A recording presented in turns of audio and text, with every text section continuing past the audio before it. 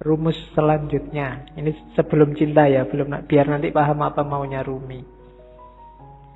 Ini sama kayak banyak sufi yang lain. Katanya Rumi, manusia ini jagat kecil.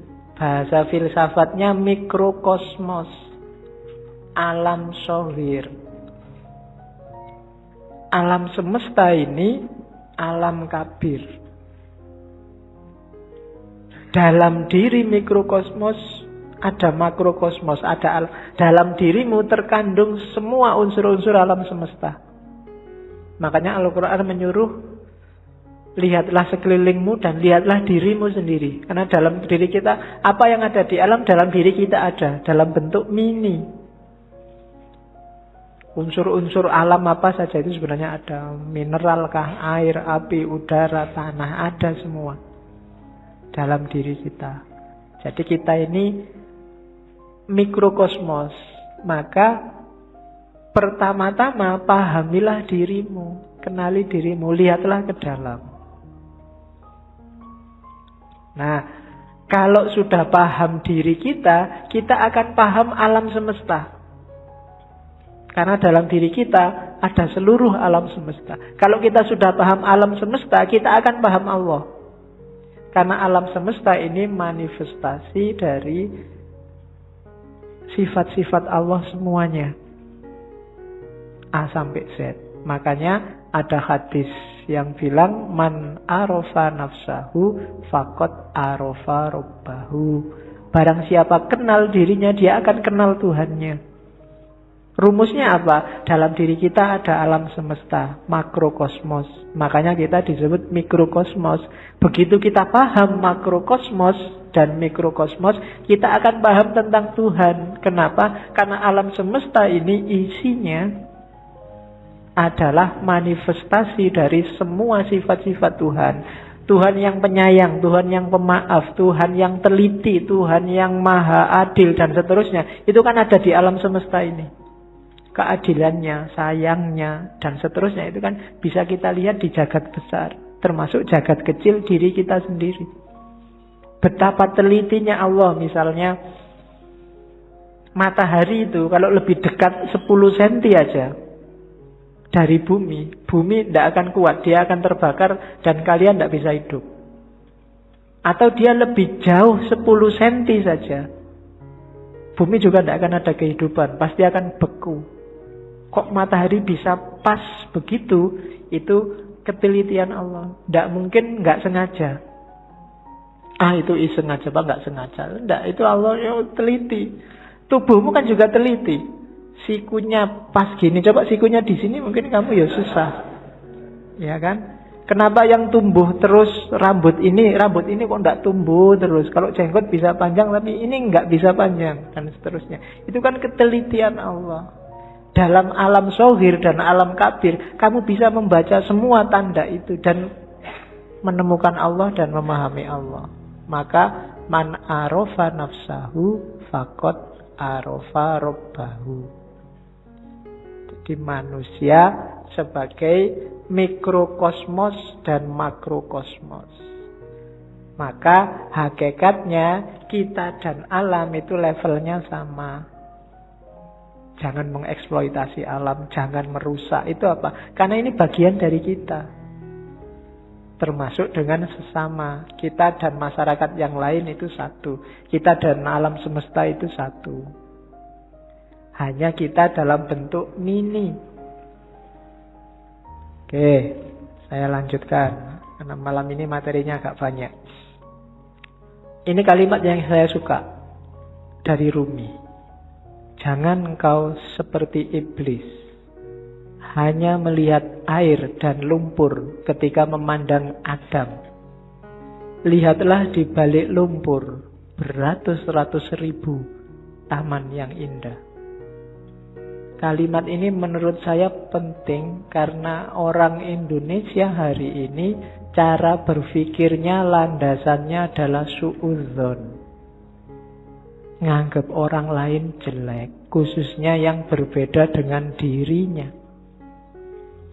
Kalau sudah benci, tidak ada baiknya sedikit pun. Itu disindir oleh Rumi. Orang kayak gini, kayak iblis, yang melihat Adam hanya dari sisi air dan lumpurnya. Tidak melihat bahwa siapapun itu, kalau manusia, di balik yang fisik, yang kelihatan, mungkin yang kurang ajar, yang jahat, yang ada entitas ketuhanan. Ketika di Al-Quran Allah bilang, wa nafakha fihi min ruhi, dan kutiupkan dalam diri manusia itu sebagian dari ruhku. Itu kan ya untuk semua manusia, tidak cuma untuk orang baik saja. Ya orang jahat ya ada ruhnya juga, yang bagian dari Allah. Hanya saja di orang-orang yang jahat, yang jelek ini, ruhnya Allah ini terhijab banyak sekali dia, sehingga tidak kelihatan, sehingga gelap. Tapi dia tetap manusia, harus ditolong. Tidak kayak iblis, dilihat jeleknya saja pokoknya. Nah, yang melihat jeleknya saja itu hanya melihat air dan lumpurnya Adam. Padahal Adam itu punya ribuan, ratusan ribu taman yang indah. Manusia itu indah. Kehidupan manusia juga indah. Ya kita sendiri yang sok-sok merusak. Dengan nafsunya tentunya ya. Hari ini kita sering jadi iblis. Kita ya jangan nunjuk orang lain. Biasanya nek wis benci kan terus gak ono api belas. Sejahat apapun orang, pasti ada sisi-sisi tertentu dalam hidupnya yang masih baik. Perampok, pembunuh itu kalau pas dia makan, ya ketika dia makan ini baik, wong dia memelihara jasad titipan Allah dalam dirinya. Waktu dia pulang, misalnya punya anak kecil terus ndulang anaknya, itu ya baik. Mungkin terus dia mandi, menjaga kebersihan, itu kan juga baik. Mungkin di antara hasil curiannya eman-eman ini, sodako sebentar tetanggaku ada yang tidak, iki yo apik meskipun barang colongan itu tadi. Malingnya jelek iya, ngerampoknya jelek, tapi banyak sisi yang baik dalam kehidupannya. Tapi kalau begitu kita benci, yang baik-baik ini nggak kita lihat. Sebaliknya kadang-kadang juga begitu kita suka, yang jelek-jelek nggak kita lihat. Nah, maka yang penting yang pertama jangan kayak iblis ya. Suka benci orang lain. Kalau ada orang tersesat, diingatkan. Kalau dia ngeyel, ya sudah, kan gitu rumusnya. Ada orang mau ke Jakarta kok jalannya ke timur. Ya jangan dimarahi, jangan dipisu-pisui, dipukuli, kurang ajar kamu ke Jakarta kok ke timur, kan enggak. Ya Mas, Jakarta itu ke barat, sampai kok jalan ke timur. Ya suka-suka saya dong. Ya sudah. Kan gitu aja. Hari ini kan kamu gitu. Ada orang kamu anggap sesat, terus kamu marah-marahi, kamu pukuli. Nggak ditunjukkan yang benar gimana. Tunjukkan ya. Tugas kita kan cuma tabligh. Sampaikan aja. Kalau nggak diterima ya sudah. Perkara nanti kamu kesasar mau ke Surabaya kok terus nyampe Banyuwangi. Mau ke Jakarta nyampainya Banyuwangi. Ya dinikmati saja. Urusannya dia. Nah, yang penting kita jangan jadi iblis. Kalau ada orang beda, orang kita anggap sesat, terus kita lihat jeleknya saja. Terus, ini penting juga, akal. Rumi termasuk orang yang memposisikan akal tidak sebagai puncak. Akal itu penting, tapi akal hanya transit. Akal harus dilampaui. Tidak boleh orang berhenti hanya di akal. Di Masnawi itu ada cerita yang mungkin sering dikutip orang. Cerita ahli bahasa dan tukang perahu. Jadi ada ahli bahasa naik perahu sama tukang perahunya. Sambil naik perahu terus ngobrol. Mas, tukang perahu, sampai ngerti nggak kalimat majemuk itu apa? Nggak ngerti Pak. Sampean sudah tua kalimat majemuk aja nggak ngerti. Rugi sampean hidup itu. Sampean ngerti nggak kalimat sastra itu kayak gimana? Nggak tahu Pak. Apalagi sampean sudah umur tua gini sastra aja nggak ngerti. Buat apa umur sampean dihabiskan? Sampean ngerti nggak? Pokoknya diajak ngobrol gitu. Dimarahi terus, dilecehkan terus. Tiba-tiba terus ada badai. Kapalnya mau tenggelam. Katanya yang punya perahu, waduh ini Pak, sampean bisa nggak berenang? Nggak bisa. Wah, sampean sampai tua berenang aja nggak bisa, ya wassalam, sampean mati. Bye-bye, tak tinggal ya. Sudah selesai. Nah, itu cerita ini terkenal, nanti variasinya macam-macam. Tapi ini Rumi mau nyindir bahwa ya bolehlah ada orang pinter, tapi sepinter-pinternya orang itu kan sesuai bidangnya. Yang pinter filsafat mungkin tidak ngerti sama sekali tentang fikih. Yang pinter fikih mungkin tidak ngerti tentang kalam. Yang teknik mungkin tidak ngerti tentang kedokteran. Sak jago-jagonya Habibie, kamu tanyain, Pak Habibie, ngerti nggak teorinya Ghazali tentang? Tidak ngerti dia. Oh, dia ilmunya penerbangan. Jadi, tidak. Maka orang pinter yang sombong itu janjinya orang bodoh. Sepinter apa sih dia? Ilmunya seluas apa sih? Tidak ada. Orang itu selalu pinternya fakultatif. Sesuai fakultasnya masing-masing. Tidak ada ilmu universal. Makanya tidak ada kuliah di universitas, yang ada di fakultas. Universitas cuma mengkoordinir. Kalau digabung dari banyak fakultas, jadilah universitas. Kan logikanya begitu. Jadi cerita ini sebenarnya Rumi menyindir, enggak. Sejago-jagonya akalmu hanya bisa menangkap sesuai pengalamanmu masing-masing. Tidak akan lebih dari itu. Tapi saya ngerti dunia luar angkasa loh Pak. Ya, paling kamu pernah baca buku tentang luar angkasa. Kan itu aja. Filsafat saya juga ngerti, matematika juga ngerti. Yang kebetulan kamu ngalami membaca atau ngalami belajar. Yang tidak ya enggak. Sokrates mungkin orang paling pinter, tapi sama istrinya urusan nyambel apa urusan bikin sayur itu tetap menang istrinya. Ya kan? Sepinter apapun Immanuel kan, kalau bannya bocor, kan ada cerita satu ketika Immanuel kan bannya bocor, sadelnya patah. Begitu nyampe di tukang sadel, Immanuel kan ingin nguji yang punya, tukang sadel tolong saya dibikinin sadel yang pakai rumus trigonometri plus 2 kali. Dari tukang sadel tidak bisa saya. Kalau sadel biasa bisa, kalau pakai rumus macam-macam tidak bisa. Ya memang beda ilmunya. Jadi yang pertama catatannya akal itu tidak segalanya. Kalau kita hanya bersandar pada akal, maka kita bersandar pada batas pengalaman kita sendiri. Karena sejauh apapun ilmu kita, ya sebatas yang pernah kita alami. Ilmunya mahasiswa filsafat pasti beda dengan mahasiswa pendidikan. Pasti beda dengan mahasiswa teknik. Itu batasnya akal.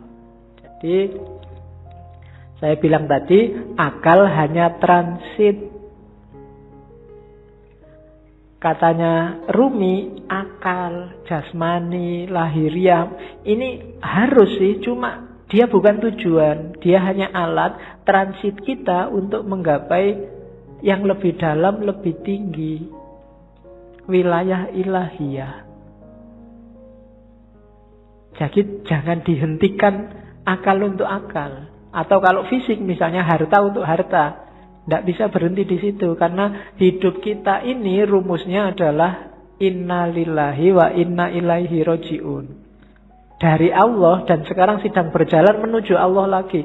Maka apapun pengalaman, kalian punya apapun, ngerti ilmu apapun, punya harta apapun, punya kebisaan apapun, harus dalam rangka mendukung berjalan semakin dekat pada ilaihi roji'un. Termasuk akal. Kita dikasih Allah akal, panca indera, itu sebagai sangu untuk ilaihi roji'un. Jangan sampai tersesat. Bahkan Allah saking sayangnya sama kita, gak cuma itu. Kita dikasih buku pedomannya langsung, namanya kitab suci. Enggak itu juga, karena khawatirnya kita enggak mau baca, kita dikasih nabi juga, dikasih rasul juga. Dalam rangka apa? Biar langkah kita ilaihi roji'un ini pas, enggak keliru. Maka katanya Rumi, akal kita, panca indera kita, apapun yang kita bisa, yang kita miliki, ini harus jadi jalan, harus kita lampaui menuju ilaihi roji'un tadi. Dalam rangka bertemu dan berjumpa sama Allah. Kalau enggak, berarti satu di antara dua. Kalau bukan kesia-siaan yang nanti kita sesali, mungkin juga ketersesatan. Sia-sia itu tidak ada gunanya, kita tuas capek. Tersesat itu kita nyeleweng, jalurnya tidak ilaihi roji'un. Kalau Al-Quran bilang yang bisa ilaihi roji'un itu nafs mutmainnah. Ya ayyatuhan nafsul mutmainnah, jiwa yang tenang. Maka tugas kita di dunia ini bikin nafas kita mutmainnah, biar nanti bisa ilaihi roji'un, bisa kembali dengan mulus, dengan lancar pada Allah. Nah itu akal. Jadi termasuk ngaji ini ya. Ngaji ini tidak boleh bikin semakin jauh dari Allah. Harus bikin paling tidak selangkah kecil lebih dekat sama Allah. Kalau enggak, mending kamu tidak usah ngaji. Kalau ada ya Pak, saya tuh ngaji filsafat terus jadi nggak yakin Allah itu ada apa enggak. Terus kamu tidak usah ngaji lah kalau gitu. Kok waktu ditanyain Allah besok kamu nunjuk aku. Itu yang ngajari Pak, nanti gitu aku susah aku. Enggak, pokoknya apapun harus bikin kamu selangkah lebih dekat. Kuliah juga begitu. Kamu kuliah juga, target sementaranya sih untuk penyemangat itu kan yo IP lah, pekerjaan lah, tapi harusnya kuliahmu bikin kamu semakin dekat sama Allah. Makan juga begitu, tidur juga begitu, pacaran juga. Ya jadi kalau punya pacar, bilang ke pacarmu, kita komitmen ya, kita pacarannya semakin mendekat ke Allah. Ya diatur sendiri rumusnya, kamu yang ngerti. Ya, kalau mau pegangan tangan, bismillahirrahmanirrahim. Ya, kalau sudah, alhamdulillah. Gitu. Oke, itu maunya Rumi. Jadi apapun fasilitas yang diberikan Allah pada kita sekarang, manfaatkan itu untuk ilaihi roji'un. Hakikat kita ada di situ. Dan semua yang bikin kita semakin jauh dari ilaihi roji'un, hindarilah. Termasuk mungkin yang casingnya, casing itu kan tampakan luarnya, kelihatannya ini sangat agama deh, kelihatannya ini sangat islami deh, tapi kok rasanya bikin kamu semakin gak dekat sama Allah, mending dijauhi. Oke, itu Rumi. Saya ingin ngomong sedikit tentang ini. Tarian berputar Darwis, Whirling Darwis. Di tarian ini ada beberapa kunci ajarannya Rumi. Ya kalian lihat, kemarin di masjid juga ada. Itu ada rumusnya. Mungkin kalian lihat ini kan semakin muter semakin cepat, semakin lemah semakin cepat. Ada yang tanya kok enggak pusing ya? Enggak. Ada rumusnya. Kalau pengen enggak pusing, yang pertama, waktu muter, kepalanya jangan ikut muter. Jangan ikut geleng, jangan ikut ngangguk. Yang kedua, jangan merem. Kalau merem, ada kecenderungan lebih pusing. Yang ketiga, jangan lirak-lirik. Pandangan matanya harus lurus. Jadi yang gerak cuma badannya. Posisi tangan itu penting. Tangan kanan menunjuk ke atas, tangan kiri ke bawah. Ini menjemput, menunggu hidayah dari Allah. Kalau sudah dapat, disebarkan ke bawah. Jangan dilek dewe, bahasa Jawa nih. Aja dipek dewe. Kalau dapat ilmu banyak, kalau dapat yang penting-penting, ya disebarkan. Jangan pelit. Jangan nunggu diundang dan dibayar baru mau ngajar. Ya. Wong ilmu kamu nggak beli. Saya selalu bilang ilmu itu Bukan karena usaha kita, tapi dikasih Allah. Kalau belajar itu kewajiban kita, tapi dapat ilmu atau tidak itu terserah Allah. Makanya kadang-kadang ada mahasiswa kuliah kok ngantuk. Jangan dimarahin, mungkin memang belum rezekinya dapat ilmu dari dosennya. Jadi ini menjemput hidayah, yang ini menyebarkan. Terus mutarnya berlawanan dengan jarum jam. Yaitu ada filosofinya. Kayak tawaf itu kan berlawanan dengan jarum jam juga. Ya mungkin filosofinya, kalau manut jarum jam itu berarti ikut ritmenya dunia. Ikut ritme sehari-hari. Tapi yang spiritual itu ritmenya dibalik. Kita geraknya tidak mendatar tapi ke atas. Saya sering ngasih ilustrasi, kalau kamu sudah masang mur itu, kamu muternya kan harus berlawanan dari arah jarum jam, baru murnya lepas ke atas. Tapi begitu kamu searah jarum jam, murnya akan semakin mancep, semakin ke dalam. Maka tarian ini juga muternya berlawanan, biar ada energi vertikalnya, energi ke atasnya. Itu diantara rahasianya. Ada topinya. Topi ini kalau di Rumi, topi yang tinggi itu isyarat dari kuburan, makam, nisan. Maksudnya apa? Kuburan dari ego, kuburan dari nafsu, hasrat duniawi. Itu kan topi yang tidak keren sama sekali. Karena memang simbol dari nisan, simbol dari kuburan. Kamu jalan-jalan di mall pakai itu mesti dilihat banyak orang. Tidak keren. Karena memang simbolnya bukan simbol untuk keren-kerenan. Dia simbol dari ego. Terus baju putih itu ya ego yang sudah kamu kubur dalam dirimu, sekarang kasihlah yang putih, ditutupi oleh cahaya, amal baik, kesucian. Nanti kalau pertunjukan biasanya ada fase ketika yang di tengah pakai jubah hitamnya dibuang. Nah, itu berarti membuang semua yang hitam-hitam, yang jelek-jelek, untuk lahir sendiri jadi putih. Terus nanti ada gerakan kayak orang kedinginan itu. Nah, ini gerakan menyatu. Angka 1, tauhid. Dan seterusnya. Itu wawasan kecil aja. Jadi kamu jangan heran kalau ada jenis tari semacam itu. Itu ada makna spiritualnya. Nari saja tanpa makna ya eman-eman. Yang lihat tari juga harusnya bisa ngambil makna. Kalau dalam sufi, jenis semacam ini namanya sama. Sama itu seni mendengarkan. Dengan mendengarkan terus kamu tergerak mengalami kedekatan sama Tuhan. Kan kadang-kadang ada orang yang kalau wiritan sendiri dia susah dekat sama Allah, susah tergetar hatinya. Tapi begitu mendengarkan orang ngaji, mendengarkan lagu-lagu spiritual itu batinmu tergetar. Mendengarin lagu religius itu kamu kadang-kadang kan bisa nangis. Apalagi pas duit entek. Sedih ya aku. Kapan ini kan gitu. Itu. Tapi kalau wiritan sendiri enggak. Kan ada yang gitu. Maka teknik mendekat ke Allah itu sufi macam-macam. Kalau di torekotnya Rumi ini pakai tarian sama namanya. Karena ada musiknya nanti kan. Dan musik itu yang bikin ekstase lebih cepat. Oke, itu Whirling Dervish namanya. Teori tentang Darwis yang berputar. Saya sudah mau masuk ke cinta, cuma puisi ini menarik saya untuk bekal teman-teman. Bagus untuk tidak kemerungsung. Banyak orang hari ini ketika kamu belajar ajarannya sufi, terus waduh berarti harus jadi sufi ini.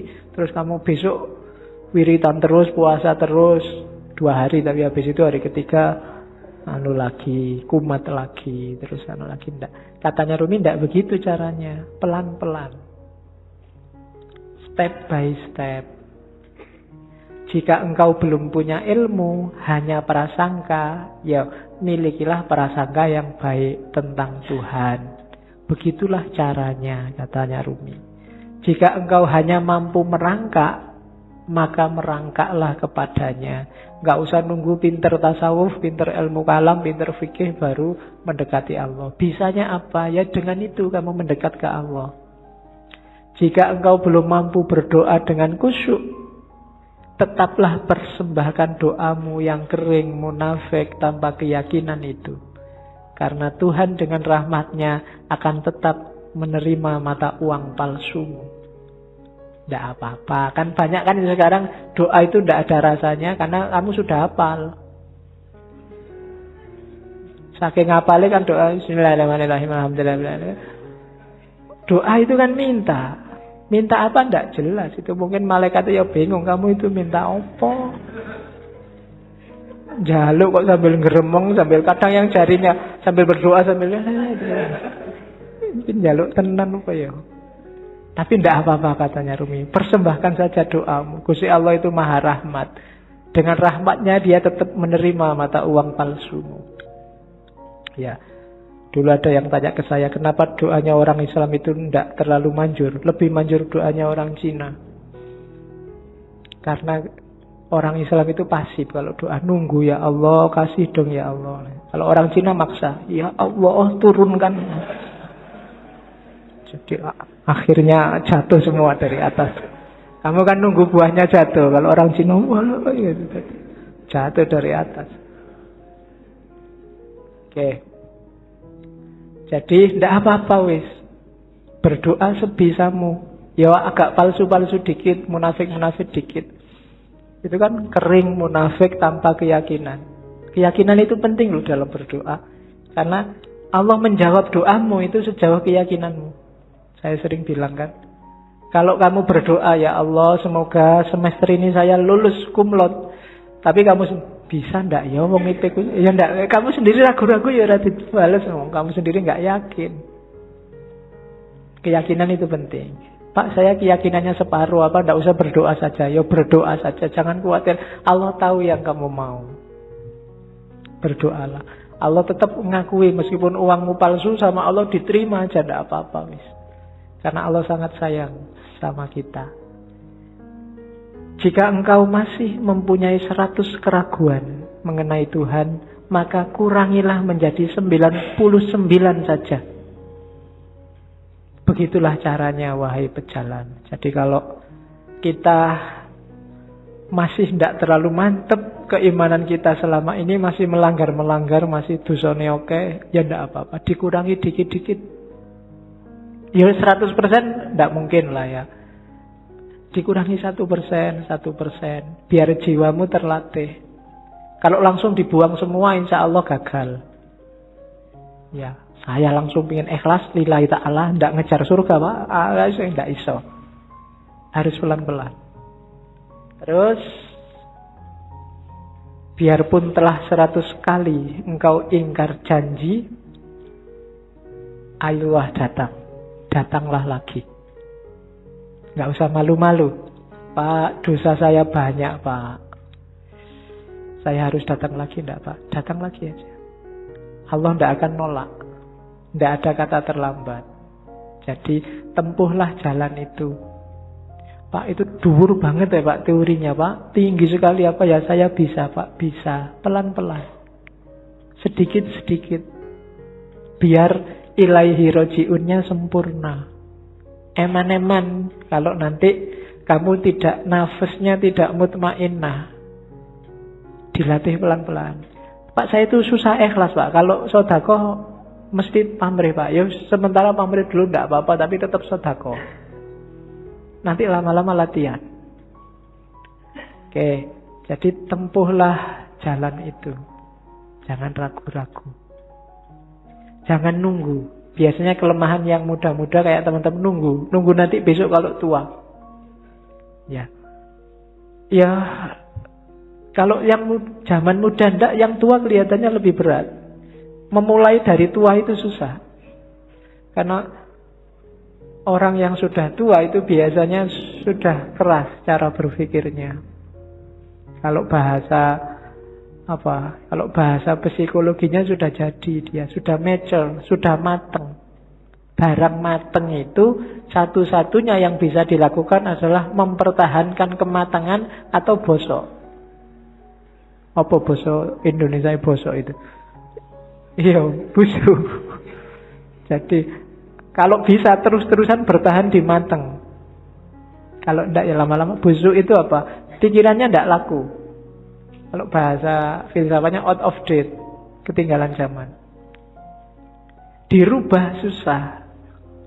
Makanya kadang-kadang orang itu sudah tua, umur 30 kok tidak kawin-kawin, itu biasanya malah susah, malah lama, terlanjur matang.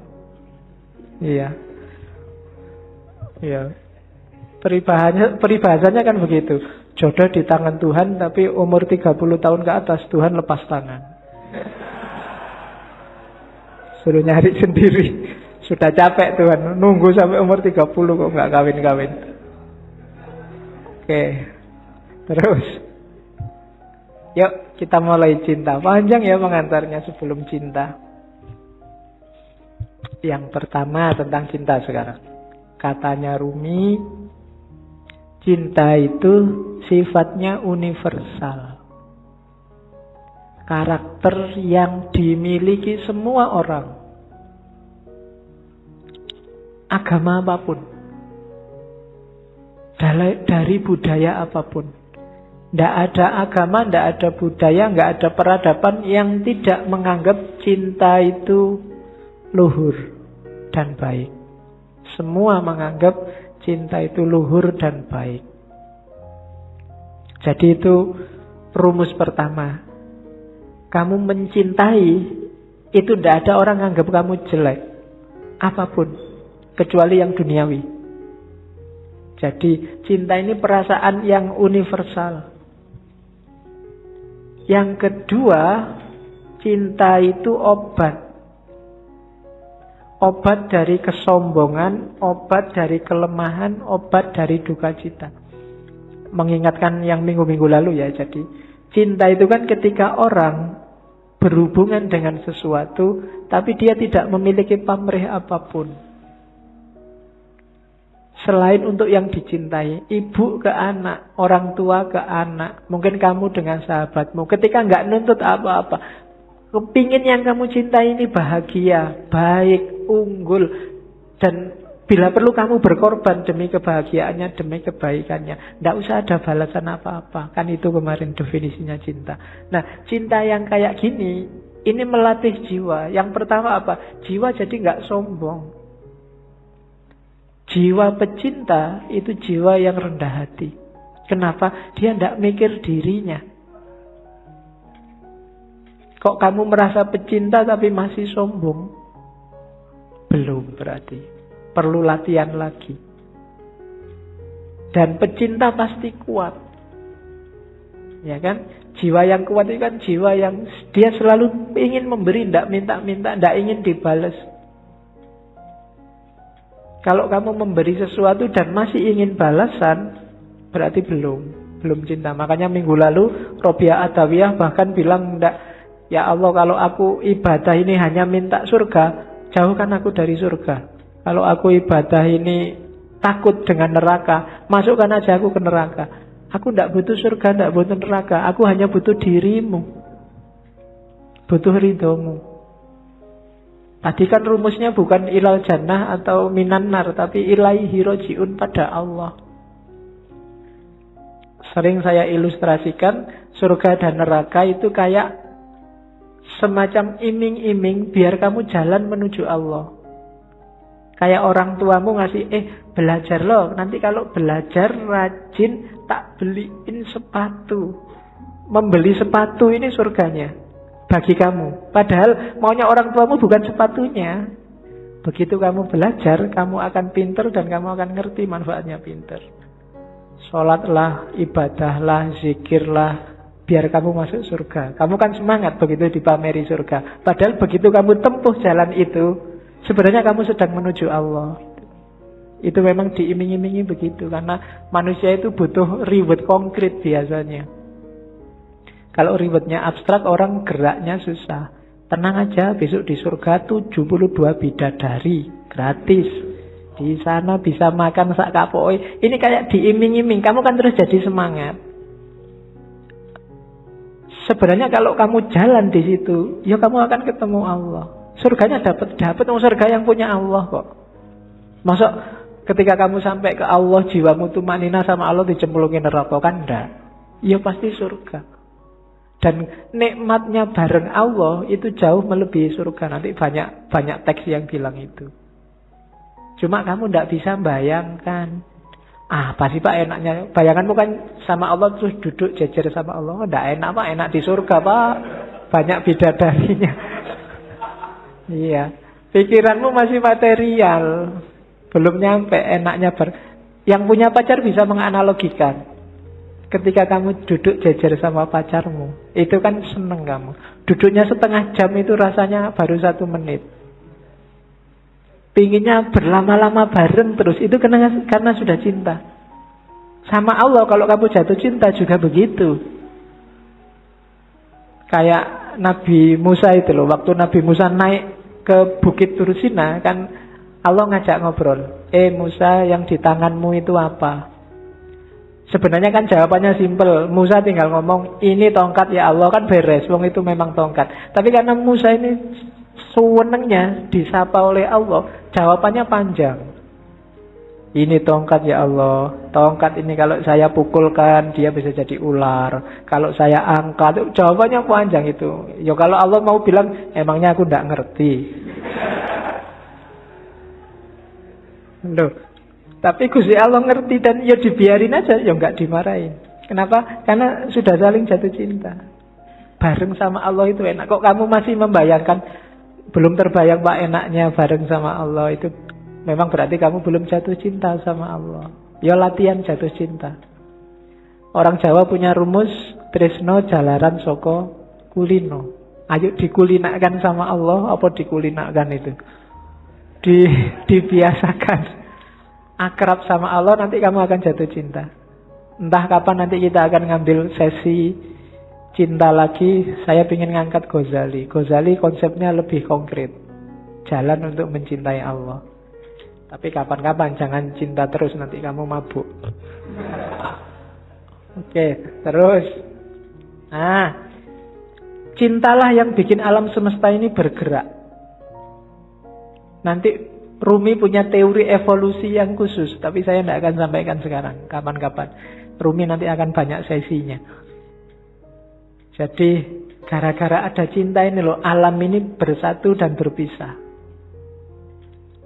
Orang tua sama anak habis bersatu berpisah. Berpisah ini juga tanda cinta. Kalau orang tua tidak mau nyapih anaknya, padahal berat nyapih anak ini, tidak tego nyapih anak, tapi harus disapih. Kenapa? Karena cinta. Jadi pertemuan dan perpisahan itu banyak ya karena cinta. Kamu melepas masa mudamu menuju masa dewasa. Janjane pinginmu mbok saya muda terus, nggak bisa. Hidup itu ada pertemuan, ada perpisahan, dan biar jalannya on the track, dasarnya harus cinta. Jadi cinta adalah yang menggerakkan dunia ini. Dan cinta yang bikin kita karakternya, kalau bahasanya Rumi, menuhan. Semakin tulus kita cinta pada apapun, karakter kita akan semakin menuhan. Menuhan itu semakin spiritual. Tidak ada pamrih, tidak ada tujuan-tujuan apapun selain Allah. Itu yang kalau dalam agama disebut ikhlas. Jadi ciri sejati cinta itu justru ada pada ikhlas. Ikhlas itu kamu beribadah, satu-satunya target adalah keridhoannya Allah. Makanya Robiah kemarin di hampir semua puisinya selalu bertanyakan, ya Allah, apakah engkau ridho dengan ini? Kalau engkau ridho aku tenang. Sebelum aku yakin engkau ridho, aku ini masih gelisah. Jadi yang dikejar cuma ridhonya Allah. Satu-satunya yang dikejar cuma Allah. Itu namanya ikhlas. Lillahi ta'ala. Tidak karena apapun. Ya Allah, aku amal baik ini, semoga engkau ridho ya. Jadi yang ada di pikiran itu selalu nyali ridhonya yang dicintai. Sama kayak kamu pacaran itu kan, selalu mikir, iki pacarku kalau gini seneng enggak ya? Kalau tak bawa ini mau enggak ya? Kalau kan yang dipikir di pikiranmu selalu kamu enggak pernah mikir dirimu sendiri kan? Begitu diajak ke warung, ini kamu sukanya warung yang mana? Kan bukan sukaku, sukanya dia. Jadi ketika orang jatuh cinta, egonya hilang. Dia tidak ngomong aku lagi, tapi ngomong kamu. Kalau kamu jatuh cinta ke Allah juga, bukan akumu lagi yang bilang, tapi ridhonya Allah. Apa sih maunya Allah? Kira-kira kalau aku gini, Allah ridho enggak ya? Begitu kamu ujian mau nyontek, ini kira-kira kalau aku nyontek, Allah ridho enggak ya? Anda, Bapak Allah Maha Pengampun, ha? Waduh, wae ku akhirnya. Iya. Ya kamu yang ngerti lah. Oke, terus bentuk apa saja, ekspresi apa saja yang lahir karena cinta yang tulus tadi pasti baik. Tidak mungkin tidak. Tidak mungkin mencelakakan. Kalau ada yang mencelakakan, berarti itu belum cinta dan pasti bukan cinta. Kalau dasarnya cinta, apapun yang keluar pasti baik. Dan yang kedua, cinta bukan suka, bukan duka. Kayak Robiah kemarin. Tidak peduli hukuman. Cinta itu yang ada hanya ego yang lenyap, yang dipikir hanya dia. Terus. Nah, cuma katanya Rumi jangan ditanya apa definisinya cinta. Seseorang bertanya, apa itu cinta? Aku jawab, jangan tanya tentang maknanya. Kalau engkau sudah menjadi seperti aku, maka engkau akan tahu. Nulisnya salah itu. Saat cinta memanggilmu, engkau akan berkisah tentang itu. Jadi cinta itu penting, modus paling penting dalam hidup ini, dan gak usah kamu terlalu capek mendefinisikan, membahas, mengkaji apa itu cinta. Jalani saja. Gak usah kamu tanya, Pak, definisinya cinta apa? Ciri-cirinya apa? Jenis-jenisnya apa saja? Itu tidak terlalu penting, katanya Rumi. Yang penting apa? Jalani saja, nanti engkau paham. Kamu gak perlu ke perpus nyari teori pacaran yang baik. Cara menarik lawan jenis. Cara gak penting. Terus langsung pacaran kamu akan ngerti. Oh gitu tuh pacaran itu. Oh gini tuh kawin itu kan. Gitu. Kamu berteori macam-macam kesuwen. Kamu nyari terlalu banyak referensi, tidak penting. Jalani saja. Kamu akan ngerti. Wong ini dunia rasa. Kalau rasa itu kan ya tidak bisa dijelaskan. Rasa pedes adalah rasa. Susah kan menjelaskannya. Wong rasa. Nggak bisa dijelaskan. Sama kayak cinta. Ya perkawinan itu kan juga banyak urusan rasa. Kawinnya sendiri itu kan intinya rasa. Kamu nyari penjelasan, Pak, saya belum kawin sih, Pak. Kira-kira kawin itu rasanya gimana, Pak, ya? Tidak bisa. Ya kawin, nanti kamu ngerti. Mbok kamu nonton sekian puluh video, tetap nggak bisa. Harus dirasakan. Teorimu tidak ada gunanya. Rasa ke dewe baru ngerti. Oke, terus. Ya, ini juga sama. Katanya Rumi, sekalipun cinta telah kuuraikan dan kujelaskan panjang lebar. Ini syair ini diterjemahkan Abdul Hadi WM dan kelihatannya dipakai di film Ketika Cinta Bertasbih dulu. Namun jika cintaku datangi, aku jadi malu pada keteranganku sendiri. Meskipun lidahku telah mampu menguraikan dengan terang, namun tanpa lidah cinta ternyata lebih terang. Sementara pena begitu tergesa-gesa menuliskannya. Kata-kata pecah berkeping-keping begitu sampai pada cinta. Dalam menguraikan cinta, akal terbaring tak berdaya. Bagaikan keledai terbaring dalam lumpur hina. Cinta sendirilah yang menerangkan cinta dan kisah cinta. Nah, itu Rumi. Jadi orang yang bisa berpuisi seperti ini pasti ngalami. Tidak bisa enggak. Sepinter apapun kamu bikin puisi, kalau belum pernah jatuh cinta bener-bener, puisimu tidak akan ada rasanya. Mending jangan bikin puisi cinta. Ya, bikin aja puisi-puisi eksploitasi alam itu. Ya kan? Kan banyak puisi eksploitasi alam. Angin berhembus, kemudian ya. Oke. Puisi yang mengeksploitasi alam itu. Oke. Kita lihat. Ini Masnawi. Di Masnawi, Rumi banyak ngutip ceritanya Laila Majnun untuk menjelaskan cinta. Laila Majnun yang karangannya Nizami. Saya membayangkan entah kapan sesi cinta ada beberapa novel cinta dari dunia sufi ya, bukan dari dunia populer, yang bagus untuk kita kaji di ngaji entah kapan, termasuk Laila Majnun. Jadi satu ketika Majnun ini sakit, badannya lemah, terus dia datang ke tabib. Sama tabibnya, "Oh Majnun, ini untuk biar sakitmu ringan, kamu harus dibedah sedikit. Ada bagian tertentu tubuhmu yang darahnya harus dikeluarkan." Majnun, "Oh, jangan, saya takut."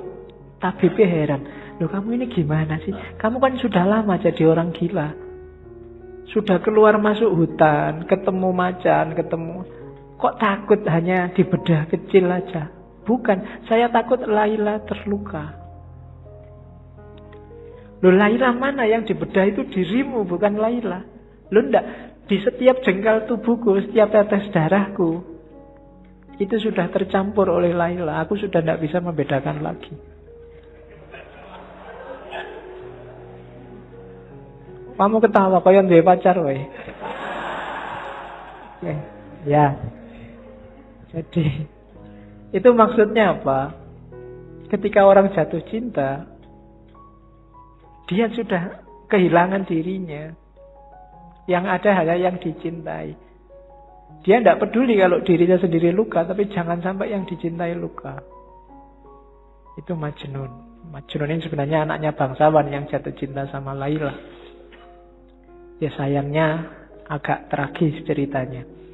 Bagi yang baca Nizami nanti banyak momen-momen. Ada momen yang menurut saya bagus. Misalnya ketika Majnun saking pinginnya ketemu Laila yang sudah dinikahi orang lain, dan khawatir ketahuan keluarganya Laila, karena kalau ketahuan keluarganya Laila dia bisa diajar. Jadi waktu ada gerombolan ternak kambing lewat depan rumahnya Laila, dia ikut merangkak di situ bareng, hanya sekedar untuk melihat rumahnya Laila.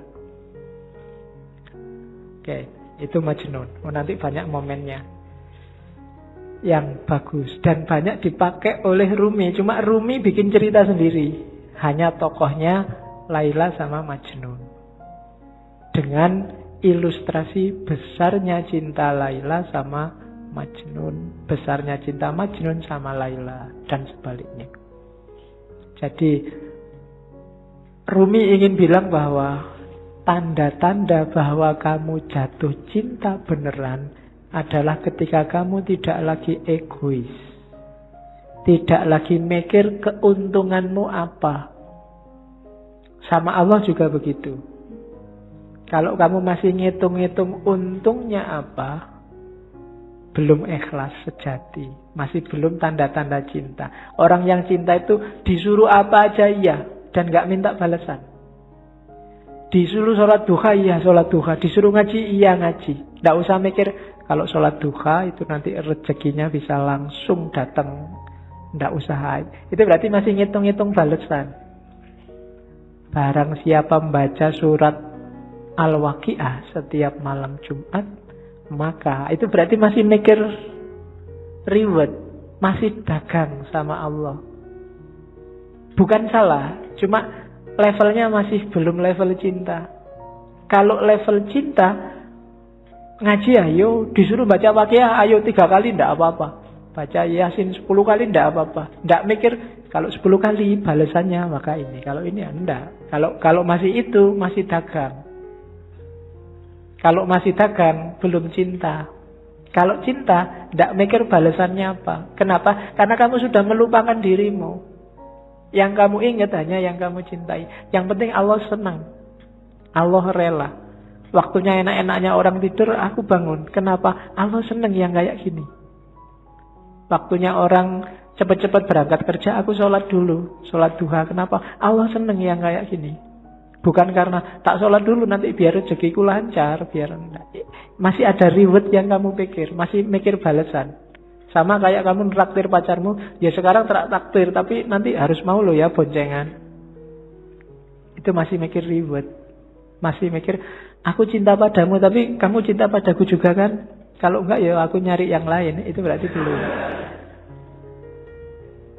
Masih dagang, masih negosiasi. Apa salah? Enggak. Cuma levelnya masih belum level cinta. Ketika belum level cinta, ya harus dinaikkan lagi. Masih negosiasi. Masih bukan Allah satu-satunya.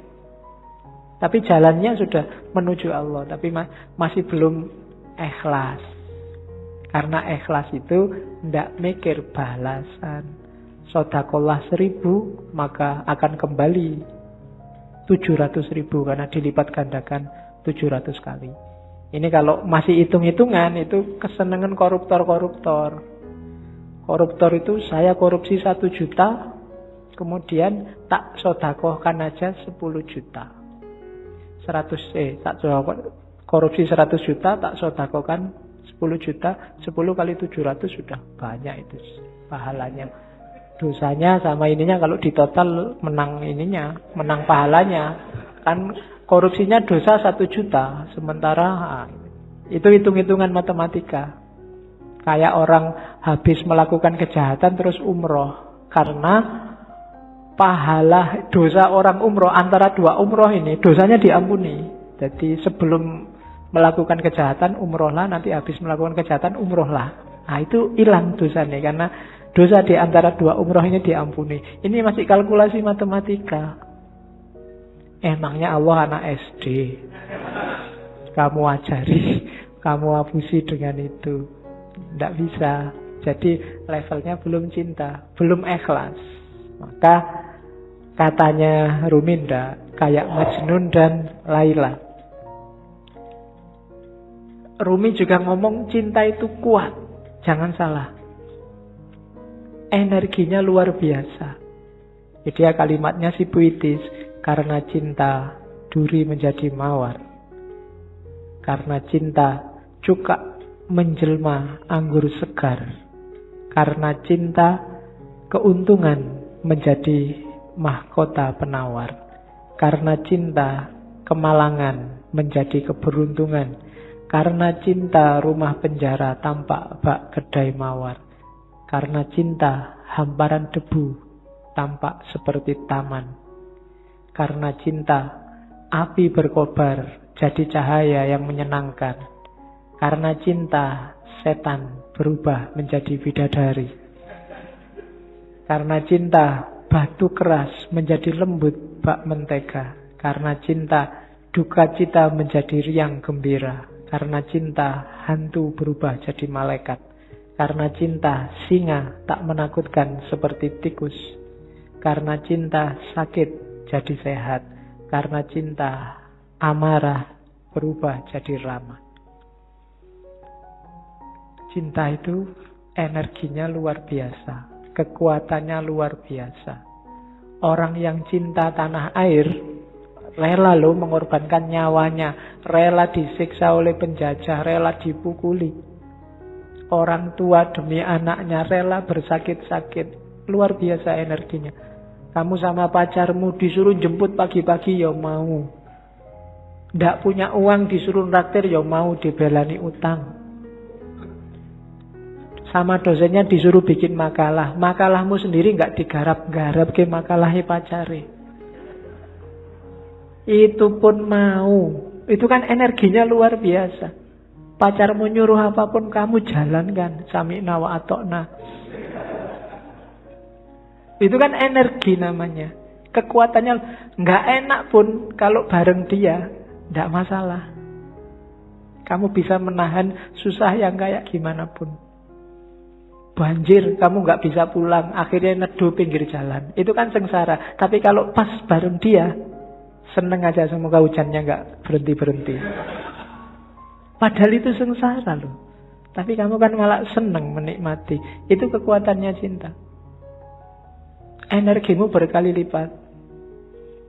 Ya syukur kalau ke Allah, tapi kalau ke yang bukan Allah, manfaatkan energimu sebaik-baiknya.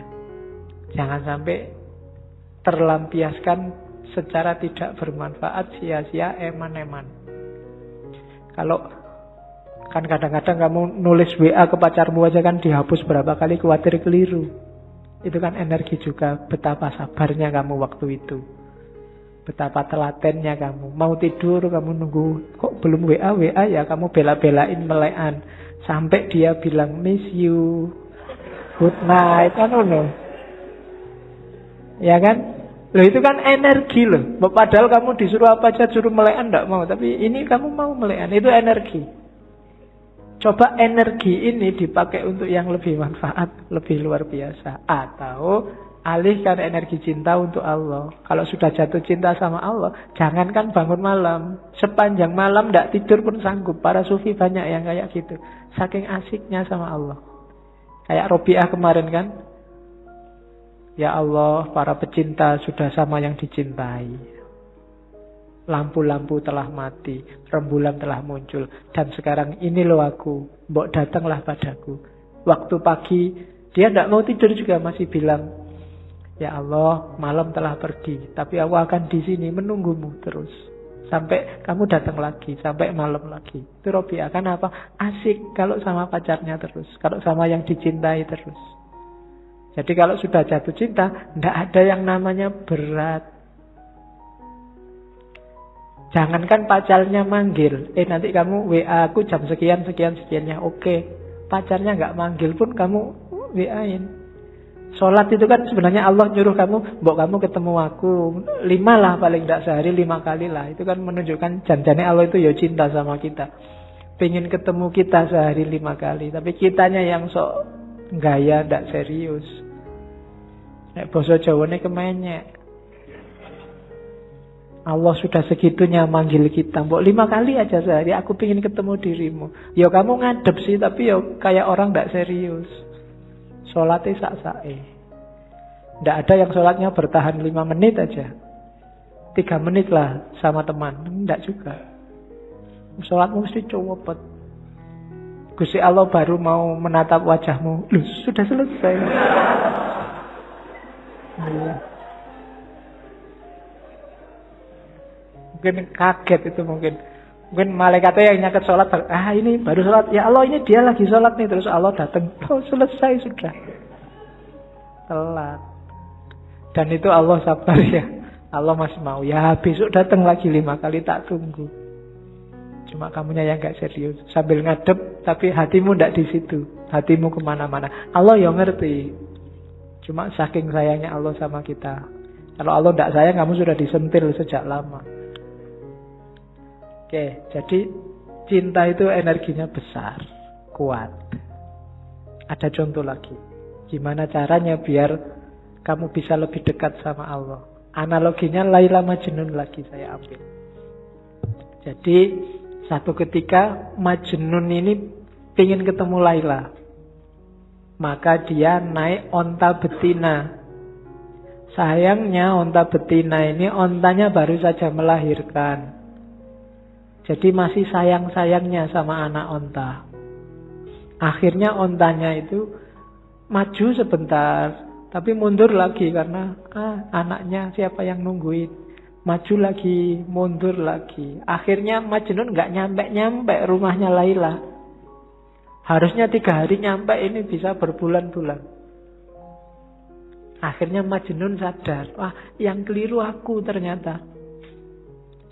Sudah saatnya katanya Majnun onta, aku keliru, ngapain aku kok bersandar padamu. Karena menunggangi dirimu, maka aku sekarang jalan di tempat, maka sekarang goodbye. Tidak usah naik dirimu lah, tidak usah mengandalkan dirimu, aku akan datang langsung pada Allah. Saat itu ceritanya Majnun langsung loncat dari onta dan jatuh, kakinya patah. Cuma saking rindunya sama Laila, kakinya patah nggak masalah. Akhirnya tubuhnya digelundungin. Jadi gelundung-gelundung sampai rumahnya Laila. Ya, oke. Dan sebenarnya ini isyarat-isyarat. Onta itu kayak dunia. Nggak mungkin kita bisa cepat ketemu Allah kalau beban dunia sangat memberati hidup kita. Kalau kita sibuk luar biasa oleh hal-hal yang tidak ada hubungannya sama kedekatan sama Allah. Jalannya cuma dua. Semua yang di sekelilingmu kamu ajak mendekat ke Allah atau kamu tinggal. Jadi kalau enggak, kamu enggak akan nyampe-nyampe ke Allah. Kamu punya pacar, ini dia jadi penghalangmu untuk dekat terus sama Allah. Alternatifnya dua, ajak dia untuk bareng-bareng mendekat ke Allah atau tinggal. Nah, nyari lagi susah, Pak. Ya, itu berarti dunia menghambatmu. Mungkin nilai, mungkin pekerjaan, mungkin kuliah, mungkin apalagi target-targetmu yang lain. Ini bebanmu. Semakin banyak bebanmu, semakin lambat kamu sampai pada Allah. Kecuali semua beban ini kamu ajak juga mendekat ke Allah. Kalau tidak, buanglah. Kok kuliah bikin kamu tidak setia lagi sama imanmu, bikin kamu tiap hari curang, tiap hari maksiat, misalnya gara-gara kuliah. Entah dari sisi apanya. Alternatifnya dua, ilahikan kuliahmu atau tinggallah kuliah. Itu rumusnya Rumi. Kalau enggak, kamu kayak unta betina tadi. Maju 3 langkah, mundur 3 langkah. Saat ini semangat sufinya berkobar-kobar. Tapi lain, tapi kalau gini ya saya enggak punya pacar nih Pak. Mundur lagi. Kalau kayak gini enggak bisa kumlot deh Pak. Mundur lagi. Terus begitu. Maka tinggallah unta betinamu. Meskipun kamu berat, sampai harus gelundung-gelundung kayak tadi. Ya memang berat meninggalkan dunia. Tapi kalau enggak, ya kamu enggak nyampe-nyampe. Enggak bisa ilaihi roji'un. Nafasmu enggak akan mutmainnah. Itu bahasanya Rumi. Lepaskan ikatan yang membelenggu jiwamu. Bebaskan dirimu. Selama ini kamu diperbudak harta. Kilauan emas dan perak membuat matamu tertutup. Kamu ingin memiliki dunia. Kamu ingin mengisi cawanmu dengan seisi lautan. Apa gunanya? Perhatikan tiram. Dia mengisi diri dengan air secukupnya. Dan dia bisa melahirkan mutiara. Isilah dirimu dengan air kasih. Kasih yang bisa mengobati segala macam penyakit. Kasih yang bisa menaklukkan keangkuhan. Kasih yang bisa memabukkan Musa di atas bukit Sinai. Jadi dunia ya cuma ambil secukupnya saja. Jangan dimabuk oleh dunia, jangan terikat oleh dunia. Contohlah tiram katanya. Tiram itu ngambil air yang paling bagus, dimasukkan dalam dirinya, nggak usah banyak-banyak, secukupnya saja. Pada saatnya air ini akan jadi mutiara. Dunia juga begitu. Ambil secukupnya saja, sebutuhmu saja. Setelah itu jalankan tugasmu yang sejati di dunia ini. Kembali pada Allah. Kalau terlalu banyak, kamu tidak akan kuat berjalan. Jangan tertipu oleh dunia. Jadi maunya Rumi itu. Semakin berat beban duniamu, ya semakin kamu lama dekatnya sama Allah. Ya boleh masing-masing muhasabah ya. Hari ini itu urusanmu apa saja sih? Kalau nanti pulang ke rumah boleh nyari kertas sama pulpen. Kamu sekarang apa saja yang kamu urusi? Mungkin nomor 1 kuliah, nomor 2 pekerjaan, nomor 3 apa aja urusanmu. Terus yang dunia-dunia ini, yang urusan akhirat sekarang urusanmu apa saja? Coba deh. Nanti di prosentase besar mana? Jujur ya, tapi nggak boleh dibaik-baikin, wong nggak ada yang nilai. Jujur untuk dirimu sendiri. Nanti kalau prosentasenya kok lebih besar yang dunia, sementara yang akhirat terbengkalai, kurangi bebanmu. Karena jangan khawatir. Kalau kita punya Allah, dunia seisinya jadi milik kita. Allah yang lebih ngerti. Tidak usah capek-capek kamu mikir. Tapi kalau dunia kamu ikut mikir, ya sudah. Mungkin Allah, ya sudah kamu bisa mikir, ya pikirin dewe. Jadi Berusahalah ambil secukupnya. Makanya agama di banyak ayat Al-Quran itu bilang wala tusrifu. Untuk urusan dunia jangan berlebihan. Butuhmu berapa, ambil itu secukupnya sebagai bekal untuk kembali ke Allah. Wong kita ini di dunia ini tamu. Datang sebentar nanti kembali lagi. Tamu gak usah mikiri mengambil semua barang punyanya tuan rumah. Sebutuhnya saja. Oke, terus ini ada kalimat bagus juga dari Mas Nawi. Satu ketika Khalifah, dalam ceritanya Laila Majnun ini, Khalifah ketemu Laila. Khalifah ini kaget begitu ketemu Laila. Ini Laila ini wajahnya cuma gini aja loh ya. Cakep banget juga enggak ya, perasaan biasa-biasa aja. Yang lebih cakep banyak dibandingkan Laila. Kok Qais Al-Majnun, nama aslinya Majnun dan Qais, bisa tergila-gila begitu ya? Terus dia tanya Laila, Khalifah ini tanya, Laila, Qais kok menjadi gila karena kamu? Tidak masuk akal. Apa sih yang dilihat dalam dirimu sehingga ia tergila-gila? Kamu kan bukan wanita yang sangat cantik. Banyak yang lain yang secantik kamu, bahkan melebihimu. Laila menjawab, yang dia lihat tidak terlihat olehmu karena kamu bukan Majnun. Ini yang saya maksud rasa. Jadi hanya Majnun yang ngerti keindahan Laila. Hanya pecinta yang ngerti keindahan yang dicintai. Itu kadang-kadang kamu proteskan, ini loh ada anak cakep dipacari kok gini ya. Gitu kan, kamu eman-eman, padahal kamu iri mbok sama aku aja kan ngono. Tapi iki ono cakep pacare kok waduh. Kamu kan enak. Loh enggak, itu kalau dia ditanya jawabannya kayak Laila ini. Karena engkau bukan dia. Dia yang bisa melihat di mana keistimewaannya kok sampai jatuh cinta. Loh kalau orang pikirannya standar, semua yang cakep, semua menganggap cakep, yang jelek semua menganggap jelek, yo, yang jelek tidak akan laku. Hanya cakep saja yang laku. Tapi orang melihat yang dicintai dengan perspektifnya sendiri. Karena kamu bukan Majnun. Hanya pecinta yang ngerti indahnya di mana yang dicintai itu. Nah itu jawabannya Laila. Maka maksudnya Rumi apa? Kalau kamu ingin ngerti indahnya cinta pada Allah, ya cintailah Allah. Kalau enggak, ya enggak. Kalau kamu masih sibuk dengan teori, sibuk membantah, ya enggak bisa, itu harusnya begini, ya enggak bisa. Ya wis, kamu enggak akan ngalami indahnya.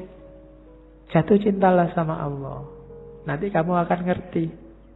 Sama kayak jawabannya Laila, karena kamu bukan Majnun. Kalau kamu Majnun, kamu ngerti di mana indahku. Karena kamu bukan Majnun, ya kamu enggak ngerti. Oke. Nah, ini syair paling terkenal dari Rumi. Cinta adalah intinya, dunia hanya kulitnya. Cinta adalah manisannya, dunia adalah piringnya. Agamaku adalah agama cinta. Adalah malu bagiku hidup melalui jasad dan roh belaka.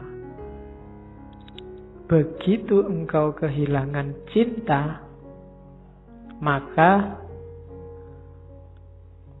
hidupmu hanya jasad dan roh. Kamu hanya fisik dan mental. Tidak ada nilainya. Iya kamu hidup, iya kamu susah, kamu seneng, iya kamu putus asa, ya kamu mengalami segala fenomena dunia, tapi kamu kehilangan satu yang penting, cinta. Jadi ada jasmani, ada rohani, modusnya harus cinta. Begitu modusnya bukan cinta, maka katanya Rumi, aku malu kalau begitu. Hanya jasad dan roh belaka, termasuk agama.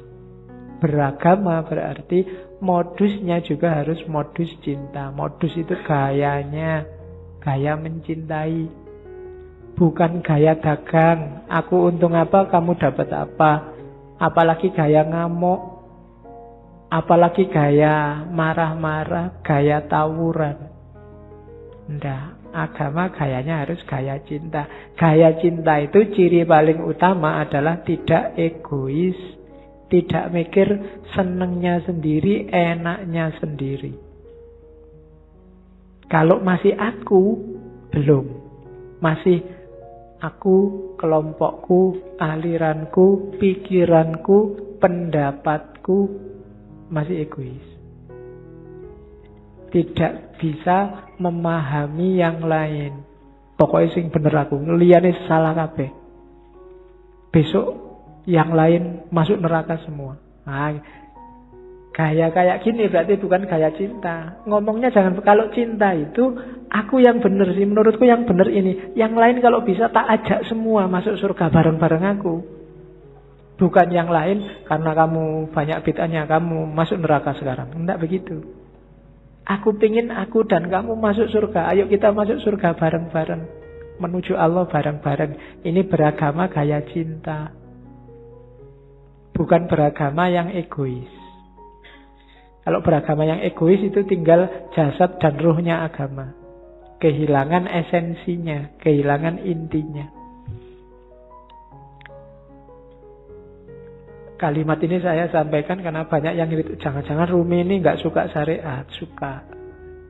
Cuma malam ini nggak saya tampilkan. Kapan-kapan kita ngomong bagaimana syariat dalam pandangannya Rumi. Kalimat itu saya ambil saja untuk tahu bahwa itu loh dasarnya Rumi. Aku hanyalah debu yang ingin selalu menempel pada telapak kaki Muhammad. Jadi yalah, semua yang diajarkan Rumi ya tetap dasarnya adalah cintanya dia pada Allah melalui Kanjeng Nabi. Karena yang bawa, yang memperkenalkan Allah kan Kanjeng Nabi. Sehingga kita hari ini dapat Islam. Maka prinsipnya Rumi adalah aku hanyalah debu yang ingin selalu menempel pada telapak kaki Muhammad. Ini gayanya sufi biasanya yang bisa bikin kalimat-kalimat indah kayak gini. Oke, terakhir sudah mau jam 10. Yang masih mentah tidak akan pernah tahu keadaan matang itu seperti apa. Kematangan itu seperti apa. Penjelasan lewat kata-kata tidak akan membantu. Sejak awal sampai akhir yang dibawa oleh Rumi malam ini adalah ilmu rasa. Bukan ilmu lahir. Jadi tidak lewat kata-kata. Harusnya rasakan sendiri oleh batinmu. Dan untuk bisa nyampe ke sana, ya kita harus matang. Yang mentah tidak akan paham. Hanya yang matang yang paham.